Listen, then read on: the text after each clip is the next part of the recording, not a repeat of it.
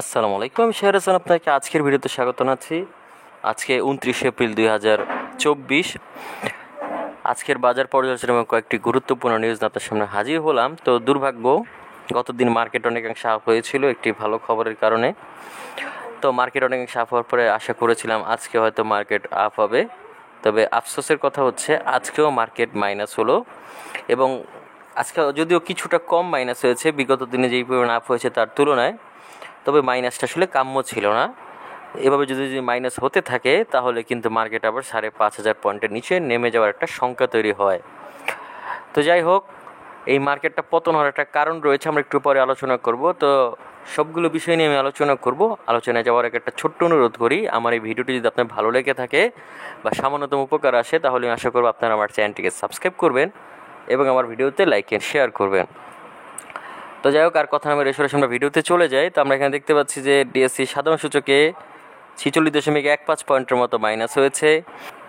এছাড়াও ডিএসসি 30 সূচকে দেখতে পাচ্ছি এইখানে আবার মাইনাস হয়েছে 2.15 পয়েন্টের মতো, এবং ডিএসসি সূর্য সূচকে আমরা দেখতে পাচ্ছি এখানে আবার মাইনাস হয়েছে 12.37 পয়েন্টের মতো। তো এই তিনটি ইন্ডেক্সে আমরা দেখতে পাচ্ছি ভালো পরিমাণে মাইনাস হয়েছে এবং এটা খুবই দুঃখজনক ঘটনা। এবং আমরা যদি এখানে ইন্ডেক্স মুভারটা যদি খেয়াল করি তাহলে দেখতে পাচ্ছি আজকে মার্কেট আপ হয়েছে বা পয়েন্ট আপ করেছে এনবিএল, তারা 4 পয়েন্টের কাছাকাছি আপ করেছে। কোহিনুরও একই অবস্থা, তারাও 4 পয়েন্টের কাছাকাছি আপ করেছে। এছাড়াও ওরিয়ন ইনফিউশন 2 পয়েন্টের কাছাকাছি আপ করেছে আমরা দেখতে পাচ্ছি। এছাড়াও খান ব্রাদার্স এবং পূবালী ব্যাংক এরা 1 পয়েন্টের থেকে বেশি আপ করেছে, আর বাকি সবাই খুবই সামান্য পরিমাণ আপ করেছে। অপরদিকে মার্কেট ড্রেগারের ক্ষেত্রে যদি আমরা দেখি তাহলে দেখতে পাচ্ছি ব্যাট বেসিক 7.5 পয়েন্টের মতো মাইনাস করেছে। এছাড়াও স্কোয়ার ফার্মা মাইনাস করেছে 6.5 পয়েন্টের মতো। বেক্সিমকো ফার্মা আমরা দেখতে পাচ্ছি 4.5 পয়েন্টের মতো। বিকন ফার্মা আমরা দেখতে পাচ্ছি 4 পয়েন্টের কাছাকাছি। এছাড়াও আমরা দেখতে পাচ্ছি জিপি, এখানে আমরা দেখতে পাচ্ছি জিপি মোটামুটি 2.5 পয়েন্টের থেকে বেশি মাইনাস করেছে। রবি আমরা দেখতে পাচ্ছি 2 পয়েন্টের কাছাকাছি। আইএফআইসি, এখানে লাফার্জোল সিম, রেনাটা এবং মার্কেন্টাইল ব্যাংক এরা মোটামুটি 1 পয়েন্টের থেকে বেশি মাইনাস করেছে। এবং মাইনাসের পরিমাণটা বেশি হওয়াতেই কিন্তু আজকে এই দৈনদশা মার্কেটের। এবং আমরা এখানে যদি ট্রেড স্ট্যাটিস্টিক্সে যদি খেয়াল করি তাহলে দেখতে পাচ্ছি আজকে 82টি শেয়ার আপ হয়েছিল, অপরিবর্তিত ছিল 34টি, এবং পতন ঘটেছে 277টির। এবং আমরা যদি এখানে টাকার অঙ্কের লেনদেনটা যদি খেয়াল করি, টাকার অঙ্কের লেনদেনে আমরা দেখতে পাচ্ছি আজকে টাকার অঙ্কের লেনদেন গত দিনের তুলনায় কিছুটা বৃদ্ধি পেয়েছে, অর্থাৎ লেনদেনের দিক দিয়ে কোনো খারাপ সিগন্যাল নেই, সেক্ষেত্রে ভালোই বলা যায়। তবে পয়েন্টের দিক দিয়ে কিছুটা খারাপ সিগন্যাল রয়েছে এবং সেটা কেন হয়েছে আমরা একটু পরে আলোচনা করব। তো আমরা দেখতে পাচ্ছি আজকে মোটামুটি 661.761 কোটি টাকার মতো কিন্তু লেনদেন হয়েছে, যাক এটা খুবই ভালো দিক। এছাড়া আমরা যদি টপ গেইনার এবং লুজারের ক্ষেত্রে দেখি তাহলে দেখছি টপ গেইনারে আজকে জেএমআই সিরিঞ্জ সেটা কিন্তু আজকে মোটামুটি হল্টেড হয়েছে বা হল্টেড বলা যায়। এছাড়া ওয়াই ম্যাক্স, কেপিপিএল, এখানে যদি দেখি এশিয়াটিক, এরা কিন্তু হল্টেড হয়েছে আমরা দেখতে পাচ্ছি। এছাড়াও মোটামুটি বৃদ্ধি পেয়েছে রহিম টেক্স, কোহিনুর, সিএনএ টেক্সটাইল, এরা কিন্তু মোটামুটি বৃদ্ধি পেয়েছে। অপরদিকে আমরা যদি লুজারের ক্ষেত্রে দেখি, লুজারের ক্ষেত্রে দেখতে পাচ্ছি তেমন একটা যে মাইনাস হয়েছে পার্সেন্টেজ হিসেবে সেটা নয়, তবে আজকে মাইনাসের পরিমাণটা বেশি, এই জন্য পয়েন্ট আসলে মাইনাস হয়েছে।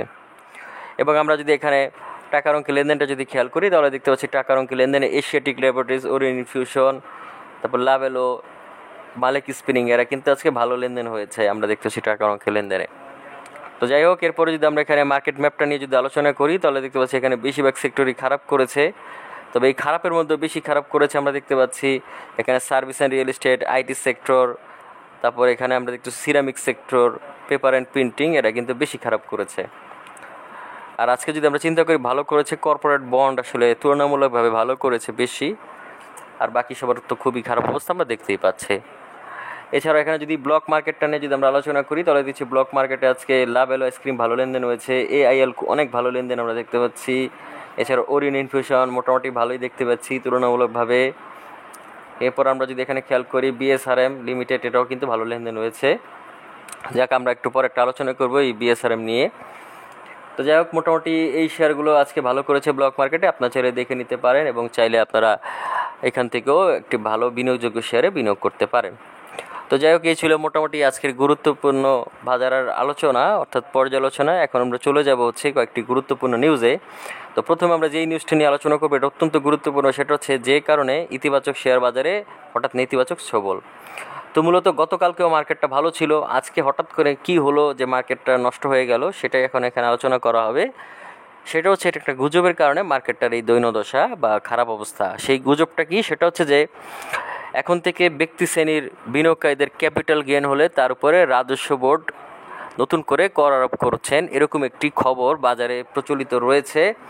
বা আমরা বলতে পারি যে নতুন আয়কর আইনে এই একটা আইন আনা হতে পারে, এবং এরকম একটি খবর কিন্তু গণমাধ্যমে বেরিয়েছে। এবং এই খবরটার কারণে মূলত আসলে মার্কেট আজকে এভাবে নষ্ট হয়েছে বলে ধারণা করা হচ্ছে। তবে বিএসইসির নির্বাহী পরিচালক তিনি বলছেন যে এটা আসলে একটা গুজব, এটা এখনও বাস্তব নয়, অর্থাৎ এখনও পর্যন্ত এই বিষয়ে কোনো কিছু ঘটেনি। যদি এরকম কিছু ঘটে তাহলে হয়তো সম্ভাবনা আছে মার্কেট অনেক বেশি খারাপ হওয়ার, তবে এই মুহূর্তে আসলে হওয়া উচিত না বলে তিনি বোঝাতে চাচ্ছেন। তবে আসলে এটা তো আসলে মেনে নেওয়া যায় না, কারণ ক্যাপিটাল মার্কেট থেকেও যদি আমাকে গেইন করার পরে সেটার উপর আবার আয়কর দিতে হয়, সেটা আসলে সত্যি হতাশাজনক। তাহলে দেখা যাবে একই প্রোডাক্টের উপর আমার মাল্টিপল টাইম আসলে আয়কর দিতে হচ্ছে, যেটা আসলে সত্যি হতাশাজনক এবং আসলে নীতি বহির্ভূত বলে আমার কাছে মনে হয়। তো যাই হোক, এখন দেখা যাক আগামী দিনে কি হয়, এই নিউজটা কি আসলেই সত্যি কিনা যে কর ধার্য করা হবে। যদি এটা সত্যি হয় তাহলে আমার কাছে মনে হয় শেয়ার মার্কেটের জন্য একটা অশনি সংকেত। তবে মনে করি যে এরকম কোনো কিছু ঘটবে না, আশা করা যায়। যাক, এর পরবর্তীতে আমরা যে নিউজটি নিয়ে আলোচনা করবো সেটি হচ্ছে মিথ্যা তথ্য গুজব ছড়ানোর বিষয়ে সতর্ক করলো বিএসইসি। তো আমরা এখানে দেখতে পাচ্ছি যে আসলে বিভিন্ন সময়ে আমরা বলতে পারি সামাজিক যোগাযোগ মাধ্যম বা ফেসবুকে বিভিন্ন রকম মিথ্যা তথ্য বা গুজব ছড়ানো হয় শেয়ার মার্কেট নিয়ে। দেখা যাচ্ছে যে কখনো কখনো এরকমভাবে প্রচার করা হয় যে অমুক শেয়ারের দাম বাড়তে পারে, অমুক শেয়ারের দাম কমতে পারে, বা ওই শেয়ারটাতে একটা গেমলিং হতে পারে, এরকম একটা পরিস্থিতি। অথবা যে বাজারের যে কোনো একটা নিউজ নিয়ে তারপর প্রচার করা হতে পারে যে এই কারণে শেয়ার মার্কেটটা খারাপ হতে পারে। অথবা দেখা যাচ্ছে একটা মিথ্যা নিউজ বাজারে প্রচার করা হতে পারে যে সামনের দিনগুলোতে এরকম একটা বিষয় আসতে যাচ্ছে, যার কারণে আসলে শেয়ার মার্কেট খারাপ হতে পারে। যেমন তার প্রকৃষ্ট উদাহরণ আমরা আজকেই বলতে পারি, সেটা হচ্ছে যে শেয়ার মার্কেটে সাধারণ মানুষের ক্যাপিটাল গেইনের উপরে কর দিতে হতে পারে, এরকম একটি নিউজ প্রচার করার মাধ্যমে মার্কেটকে পতন ঘটানো হয়েছে বলেই ধারণা করা হচ্ছে। তো এটাও বর্তমানে কিন্তু একটা গুজব হিসেবেই প্রমাণিত হয়েছে। তো এই ধরনের গুজব ছড়ানোর মাধ্যমে যেহেতু মার্কেটকে ম্যানিপুলেট করা যায় এবং বিনিয়োগকারীদের অর্থ লুটপাট করা নেওয়া যায় বা তাদেরকে ক্ষতির সম্মুখীন করা যায়, সেই ক্ষেত্রে বিএসইসি কিন্তু সতর্কতা জারি করেছে, যদি এরকমভাবে কেউ যদি মিথ্যা তথ্য বা গুজব সামাজিক যোগাযোগ মাধ্যমে ছড়ায় তাহলে তাদের বিরুদ্ধে আইনানুগ ব্যবস্থা গ্রহণ করা হবে। এবং সেই ক্ষেত্রে কিন্তু অনেক সময় দেখা যাবে যে ডিজিটাল নিরাপত্তা আইনও কিন্তু হতে পারে। এবং এই ধরনের শেয়ার অর্থাৎ শেয়ারের দরের পূর্বাভাস করা বা আমরা যদি বলি যে মার্কেটের পূর্বাভাস করা, এই সবগুলো কিন্তু অনেক সময় দেখা যাবে যে গুজবের একটা ব্যাপার হয়ে যেতে পারে। এজন্য আসলে আমাদের সবাইকেই সতর্ক হতে হবে যাতে গুজবটা বাজারে না ছড়ায়। যাই হোক, এইসব ভুয়া তথ্য এবং গুজবের কারণে কিন্তু অনেকের ক্ষতি হয়েছে অতীতে, সামনেও হতে পারে, এই জন্যই এই সতর্ক ব্যবস্থা। তো যাই হোক, এর পরবর্তীতে আমরা যেই নিউজটি নিয়ে আলোচনা করবো সেটি হচ্ছে আজিজ পাইপসের উৎপাদন সাময়িক বন্ধ। তো মূলত আসলে আজিজ পাইপের উৎপাদন বন্ধ, এর কারণ হচ্ছে আমরা বলতে পারি কার্যকরী মূলধন এর অভাবে কিন্তু মার্কেটে অর্থাৎ তাদের উৎপাদন বর্তমানে বন্ধ রয়েছে। এবং একটা বিষয় হচ্ছে তাদের এই কার্যকরী মূলধন হচ্ছে আসলে কাঁচামাল রজন, এই রজনের সরবরাহটা কমে যাওয়ার কারণে কিন্তু তাদের উৎপাদন বন্ধ রয়েছে। এবং এই উৎপাদন বন্ধ থাকলে কিন্তু কোম্পানির ব্যবসা খারাপ হতে পারে, অর্থাৎ সেল কমে যেতে পারে, এবং সেল কমে গেলে কিন্তু আয় রোজগারও কম হতে পারে। তো সেই ক্ষেত্রে এই বিষয়টাও বিনিয়োগকারীদের মাথায় রাখতে হবে, না হয় কিন্তু একটা বড় ক্ষতি হয়ে যেতে পারে। যাই হোক, এটা একটা মূল্য সংবেদনশীল তথ্য। এখন দেখা যাক এই তথ্য আসার পরে কী ধরনের প্রভাব পড়ে এই শেয়ারটির উপরে। যাই হোক, এর পরবর্তীতে আজকের দিনে সর্বশেষ যেই নিউজটি নিয়ে আলোচনা করব সেটা হচ্ছে 8.5 লাখ শেয়ার কেনার ঘোষণা। তো একটু আগে বলছিলাম যে বিএসআরএম নিয়ে আমি একটা নিউজ আলোচনা করব। তো আমরা দেখতে পাচ্ছি যে প্রকৌশলী খাতের company Bangladesh steel rolling mills বা তো বিএসআরএম শেয়ার কেনার ঘোষণা দিয়েছে কোম্পানিটির একজন প্লেসমেন্ট শেয়ার হোল্ডার।